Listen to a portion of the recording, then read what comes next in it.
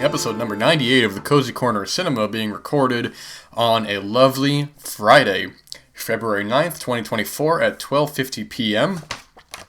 And we got a lot to talk about here. It's funny, I wrote up a note card of what I'd like to discuss, and within 20 minutes, I completely lost the note card. I have no idea where it is. I spent about 5 minutes looking all over for it, so I had to rewrite it. Thankfully, I remembered the majority of what I wanted to talk about, and if I forgot, well then, perhaps when I find it, we'll discuss it another time. We never get to, of course, everything I like to talk about. You only have so much time, and I don't want to ramble on all day. Fact of the matter is, for 30 minutes, I'm going to talk about film, I'm going to talk about literature, art, life, everything, and anything, according to the agenda. So, I'm going to talk about a couple of new releases here that I just want to mention briefly. I'm not going to go too much into depth on them, but just two films of recent watching that are certainly worthy of your time, one theatrically and one at home. I was fortunate enough to see Frederick Wiseman's new documentary, Menus-Plasiris, Troisgros, if I said that correctly. This is the newest documentary from Frederick Wiseman. Follows a Michelin 3-star rated restaurant in France. It's a very high-end restaurant and a very bourgeois restaurant, and we go through the different operations that go on in the restaurant in an observational manner, much like the rest of Wiseman's filmography. So we go around in a sort of almost non-linear fashion. So we start out with them going to the local market, finding the vegetables and fruits, and we see them prepping the meals, what they're going to put on the menu, guests they're going to have, preparations they got to do. We look at the local produce they get, the beef, the locally grown beef, them taking care of the cows and all that, making sure it's really up to standard, the different wines and all that. And it's just such a delightful film. I had to get up a little early to watch this because this is a bit of a long documentary. This does run in at about 4 hours, but it was a packed cinema. Everyone in there was just ready to be taken in by Wiseman's direction. And it's one of the strongest that I've seen. I mean, it's a film that the way that Wiseman does his documentaries, the routine of these menial situations being put together in the editing makes it something far more extraordinary than in lesser hands. It's what he does is.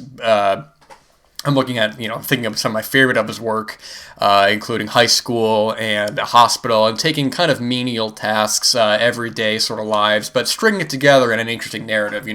I love seeing, all these people discussing the different kind of foods that, they're all experts at what they're doing. They know about wines, they know about foods, they know about, all this and that. And it's funny because I'm sitting there in the cinema and I had a belly full of Pabst Blue Ribbon from the night before, man. I was up late drinking. And so on my way to the cinema, I scarfed down some fast food, and it's funny to watch this film, and they're discussing these very bourgeois wines and these high-end sort of dishes and all that. And meanwhile, I got, this other kind of food in my stomach, but you're definitely going to want to eat before you watch this film. There's a lot of tasty delicacies here, a lot of interesting-looking beverages and all that, and it's great the way that he frames all of it. There's a lot of humor in the film. Intentionally or unintentionally so is up to you, but it's just in the way that it's edited as well. There's a couple of people in the film, Americans, who the audience was getting a lot of laughs out of them. There's one guy who is just. I'm watching this film. I'm imagining these are the kinds of people in like Triangle of Sadness. It's just ridiculous, man. It's just there's one part in particular that's great where they. I won't give away the punchline. Or I shouldn't even say punchline because it's not a joke, but just the way that it's edited. You have a character, I shouldn't say character, this is a documentary, these are people. You have a guy going over all these exotic cheeses and all that, all different kinds of cheeses, and then he says something and then it cuts. And the audience got a big uproarious laugh from there. It's just a wonderful film, man. And Frederick Wiseman is 93 years old, and he's still putting out these terrific documentaries. I would recommend watching there's about a 5-minute video on YouTube, the interview with him at the Lincoln Center in New York, where he talks about the origin of the film, how he went to this restaurant, and he basically flat out just asked the son, I'd love to do a documentary here, and all this and that, so on the origin of the film, and his idea of what he wanted to include in the film and all that. It's such an engaging and wonderful documentary, and if you're not able to see this theatrically, because I don't think this has a wide theatrical release, and when I say that, I don't mean like you're not going to go down to your local AMC's or Cinemark and be seeing this film there, man. It's just not going to happen, man. But I'm saying, this didn't get a full run at the local cinema. This got only a couple of showings, one on one day and then one on the other. So, and it was cool because on the other day they were offering a special platter from a local restaurant nearby to kind of add as a like a tasting in with the film, and I don't eat any kind of concessions or any kind of food during a film. The only thing I'll have during a film is a coffee, and I do try not to go to the bathroom during a film, but because this is 4 hours, I did have to get up at one point. I was gone for about a minute. But besides coffee, I don't buy any kind of popcorn or anything like that. It's just I'm trying to watch the film, man. Like I'm there for the film. I'm not there to eat and drink and all that. But great film if you're not able to seriously. Actually, what I was saying before is that this probably will end up on Canopy.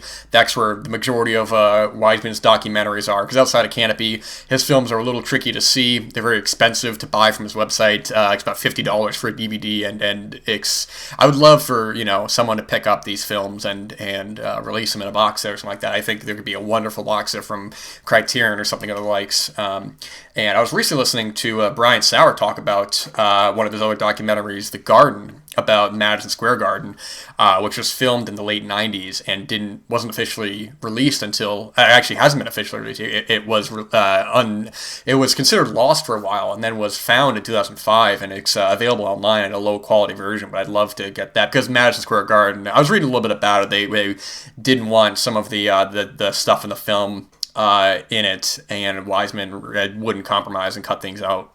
So they barred the release of the documentary, but it's available now online, and it'll definitely be watched at some point. That one's, I think, about 3.5 hours as well. Some of his documentaries do range in runtime, so if you're interested in watching some of his, you got to keep an eye on that because, Titicut Follies in high school are about 90 minutes or so, maybe less, but then you have, Near Death and... I think Near Death is like 5.5 hours, and one of his recent ones, City Hall, I think it's like 3.5 hours. They are lengthy, so you got to keep an eye on that if you want to, if you don't, you got to keep an eye on the time for all that. Anytime I watch them, you got to keep a look at the runtime. But wonderful documentary, Menus-Plasiris. Lake Troisgros. He says it correctly in the video, so I might be mispronouncing that. But wonderful documentary, absolutely worthy of your time. And another film that you can watch at home is a film that I missed in the cinemas, but one that I definitely wanted to watch. It's the new film from a director who I didn't realize I was such a fan of her work. This is, let me pull up her IMDb right here, because this director, Nicole Holofcener, or Holofcener, I believe is her name. I'm not sure how to say it. She has, of course, it drives me nuts about these pages is they put ads on the entirety of the screen. So I'm trying to scroll down and I'm clicking the ad. It's just nonsense, man. But this, here we go. This director, Nicole Holofcener, she's done films I like quite a bit. The Land of Steady Habits from 2018. Enough Said from 2013. Please Give from 2010. She's also done quite a bit of TV. And I got to check out her first film, Walking and Talking, from 1996, as well as Friends with Money from 2006, which I thought I had seen, but I'm getting that mixed up with another film, so I have not seen that film. But this film here, I'll talk about briefly, is her new film from just last year is called You Hurt My Feelings. This stars Julia Louis-Dreyfus. Julia Louis-Dreyfus. I always get that mixed up. It has Owen Teague, who I've mentioned on the show before in the really underrated film Montana Story. Just a wonderful performance in that film. And Tobias Menzies. And it's a great comedy drama. This is the kind of film that I find myself gravitating more towards these days, of just a good, solid film made for adults, man, dealing with adult issues. Julia Louis-Dreyfus is a novelist. She wrote a popular memoir about her childhood, about the verbal abuse from her father. And she's kind of having, she's working on her second novel, and she's trying to get it all good and all that. Her husband, Tobias Menzies, is a couples therapist, but he's drawing some frustration from... There's a great opening scene with Amber Tamblyn and David Cross as just this bickering couple, and they're taking out their aggression on him, and he's trying to be a good mediator, but they're getting frustrated.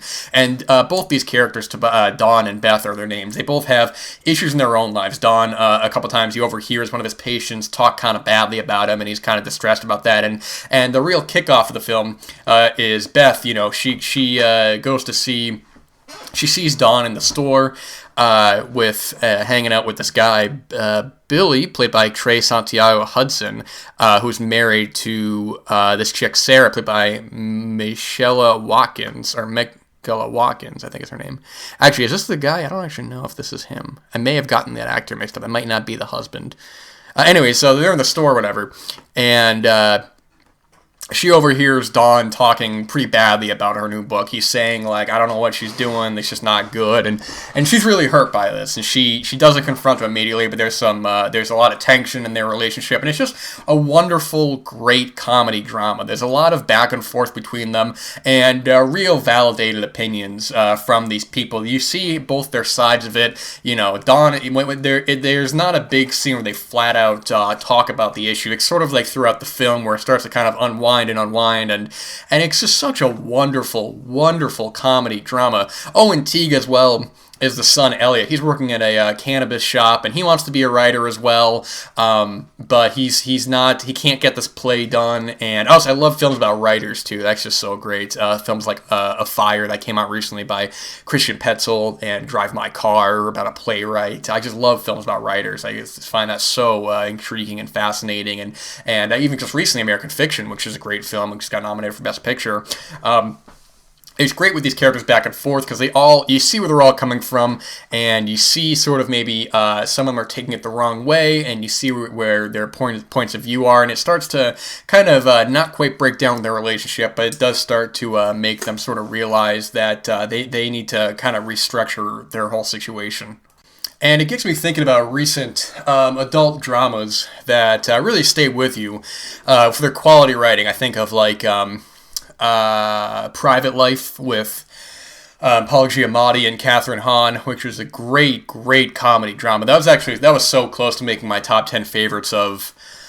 I think it was 2018 it came out, because I've seen it twice now, and it's like people are like, oh, give me like a movie on Netflix to watch. And that's one of my go-tos. I'm like, watch Private Life. It's a fantastic film.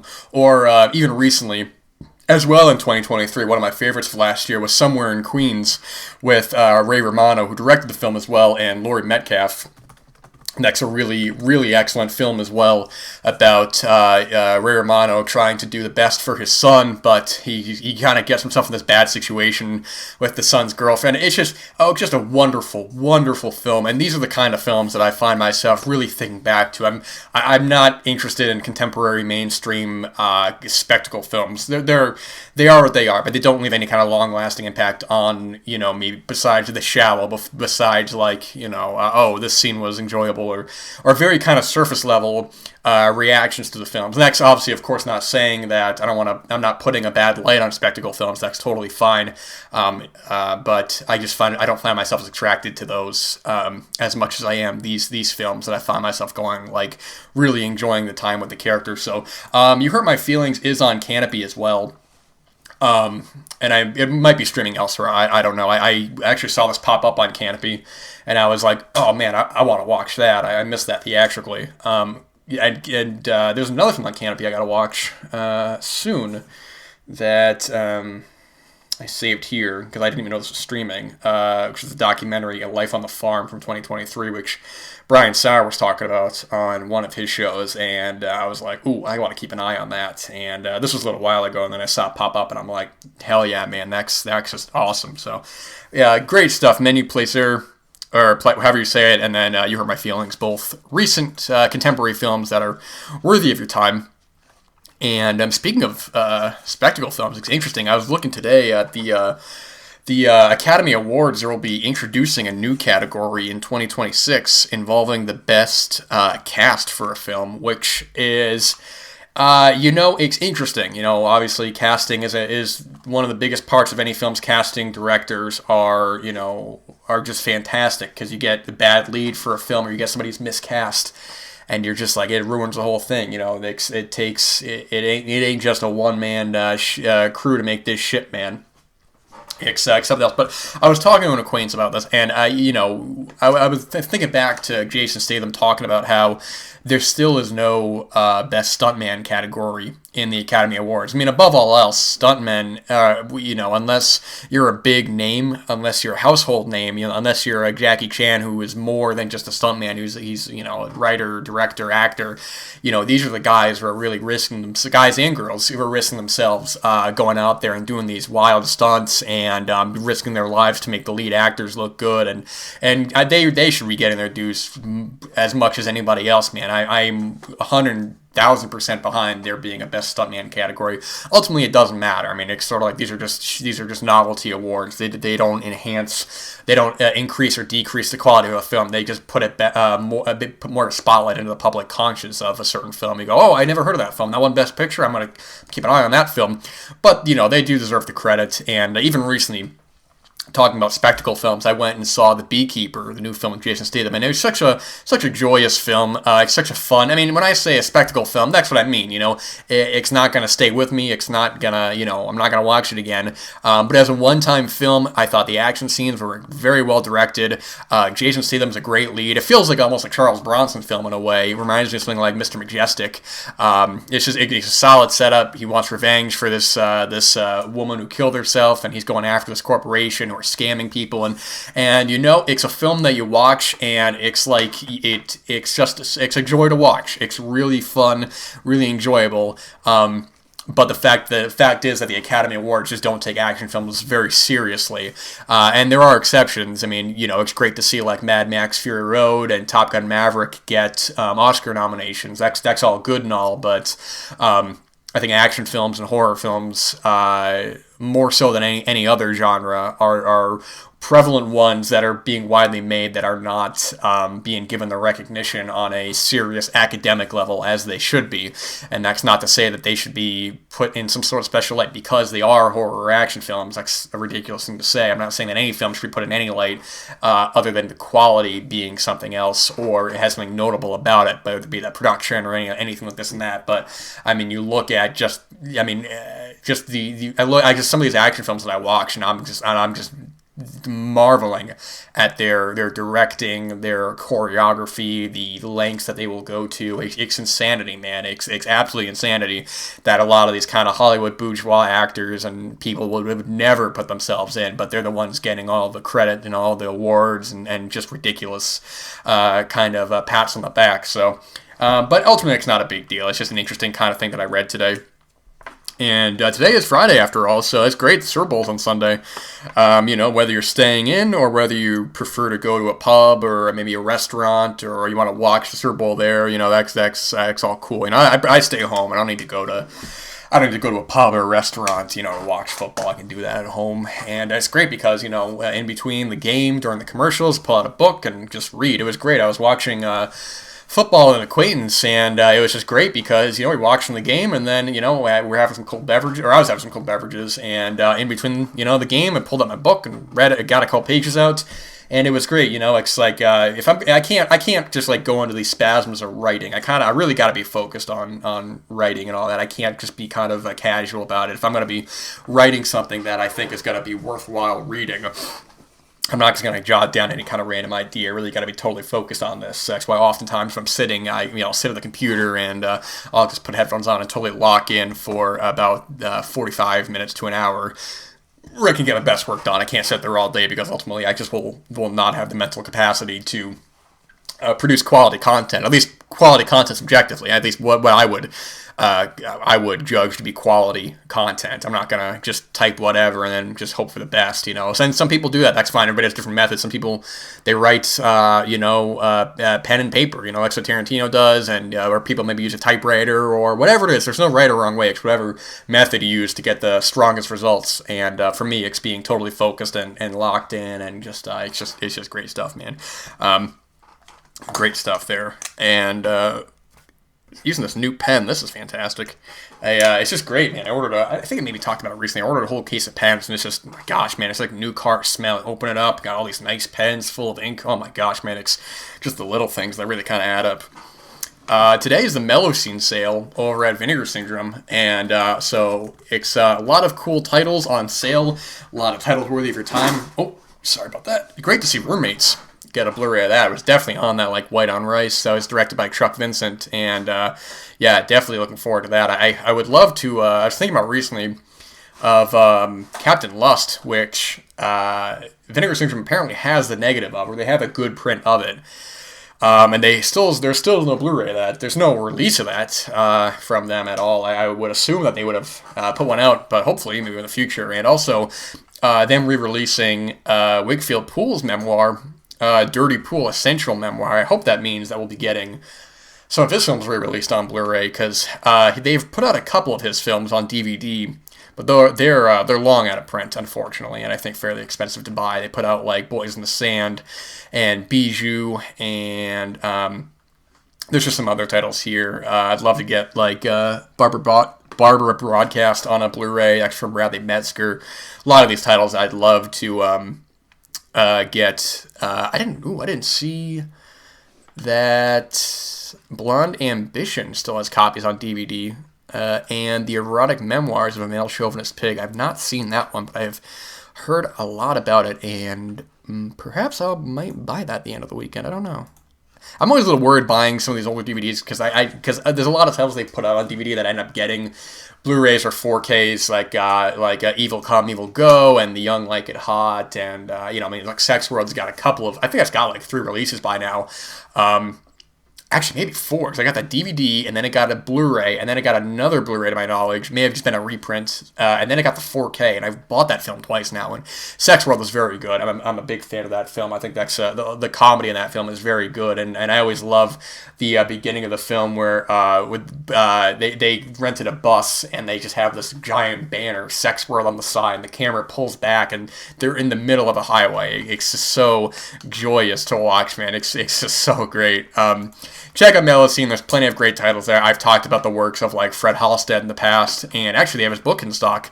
Halstead Plays Himself, which I definitely need to be reading, because I did pick up the Wakefield Poole book, but I think that's from like 2011, I think. It's not a new book. And they got like the Tinto Brass book from Cult Epics. They put out the big kind of books. I don't really buy the big hardcovers. Not quite coffee table books, but they're like the big ones. They also have like the cult films of Marilyn Jess, and those are cool to flip through, but I don't find myself sitting down and reading those. Like I have the Ruggiero Deodato book that got re-released from Severin. It's just, it's a great novelty. It's great photos in there. Never before seen photos, I believe, including, like with Cannibal Holocaust. It's a film that there's some of the nudity they shot, clothed and unclothed, and, I don't know if any of that footage even exists anymore, but there's one picture in there of the nudity but reshot with, clothes on that I'd never seen before previously. So they are good for that. They're good to flip through if you're like at like a store that would sell them, but I wouldn't buy them.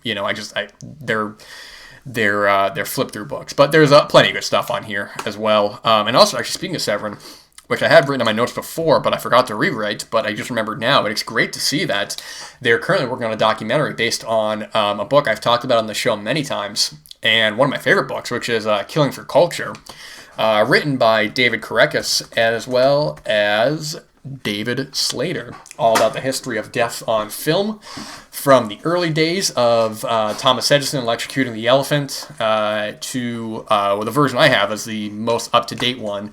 So the version that I have is from Edison to ISIS, so it goes from the beginning to, I think, 2016, when the ISIS videos were being put on the internet and being shot in really high quality, almost cinematic. I don't look up that stuff anymore. When I was younger, I was like, I want to see the most crazy, extreme stuff, but now I'm just like, if I come across it, it's one thing by accident, but I'm not actively looking for that kind of stuff. It's just not worth it.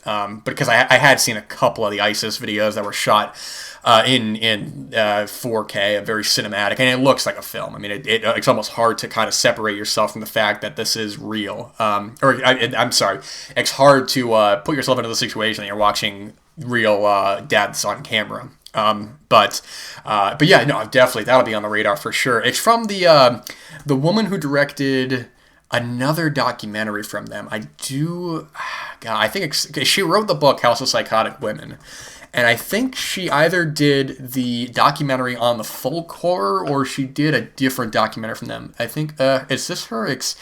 Kier Janice, I think is her name. I'm not sure. Okay, this is her. She did the documentary Woodlands, Dark and Days Bewitched, A History of Folk Horror. That was part of that box set.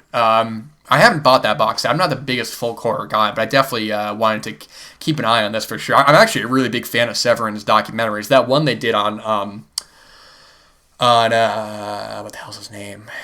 I think it was it Al Adamson? It was the Blood and Flesh one.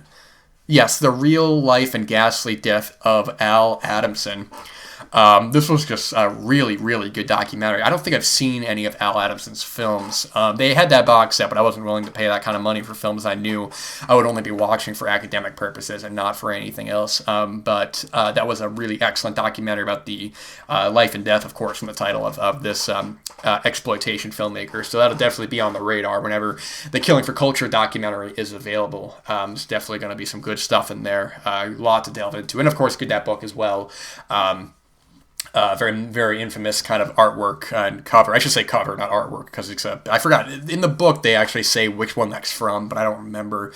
It's an infamous kind of image from one of these tapes that it's a guy holding a decapitated head, and I think it's war footage from somewhere, but it was on one of the shockumentary collections. I don't remember. You'd have to read the book to look at that. But yeah, great stuff there, man. So the other night. Actually, maybe I'll talk about that another time, because I do want to talk about this film as well, another contemporary film. And when I say contemporary, I mean from the last 15 or so years now. Wow, okay. The Winning Season, 2009, directed and written by Jim Strouse, who also directed some other films, including... Where the hell is it?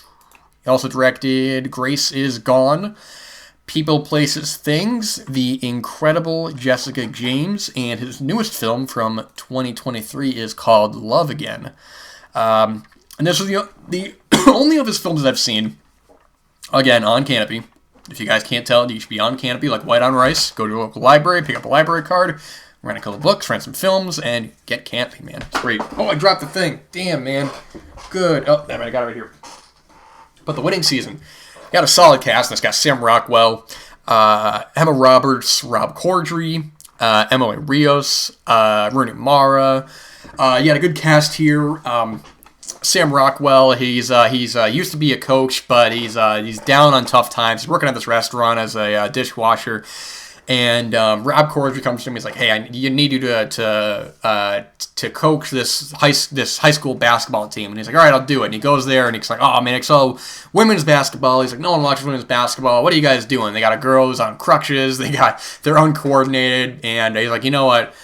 We're going to get this team to victory." But he's got his own demons as well. He's an alcoholic. He has his own kind of issues and all that. He is trying to get, he's divorced, and it's a wonderful comedy drama. It balances the two very well. I mean, it's a sports film, but I'm a big fan of basketball films in general. Basketball and football films. When I was younger, I was like, "Oh, sports films are boring," but now I find myself really attracted to them. But Sam Rockwell is great in the lead. I mean, he's got a lot of demons in him. He's trying to do the best for himself, but he's drinking too much. And the girls on the team, at first they don't like him, but they start to warm up to him. And the tone in this is really solid. It's never too dramatic, but the weight of this film, of the dramatic situations, it's done very well. There's one scene in particular that's uncomfortable, but it's done really well. It's done really straight, where he's like in a restaurant, he's drinking like these exotic drinks, and he's trying to pick up this like waitress, but she's really not having it. And it's not a big scene. It's kind of brief, but it feels very real. It feels like, oh man, what are you doing to yourself? It's so well done. And I think a big part of that is Sam Rockwell, but the girls as well. They're all solid in the film. I mean, Emma Roberts is kind of the main focus on this. She's been in a bunch of films and all that. She was on that Nickelodeon show. I think it's called Unfabulous or something fabulous. I remember my sister watching it, so I don't remember the name of it. I think it was Unfabulous. Somebody have to look that up. But a very enjoyable, really running out of time here. Really enjoyable comedy drama that I really don't hear mentioned a whole lot, but definitely worthy of your time. So I'm running out of time here, guys. Hey, have a fantastic rest of your day. We'll see what happens on Sunday with the Super Bowl. Next week is Valentine's Day, so have a great Valentine's Day, whether you're in a relationship or you're by yourself. It's all good, man. Life is the biggest love you could possibly have, man. It's just such a wondrous joy to wake up every day and just be here, man. It's so great. All right, thank you guys. See you next time.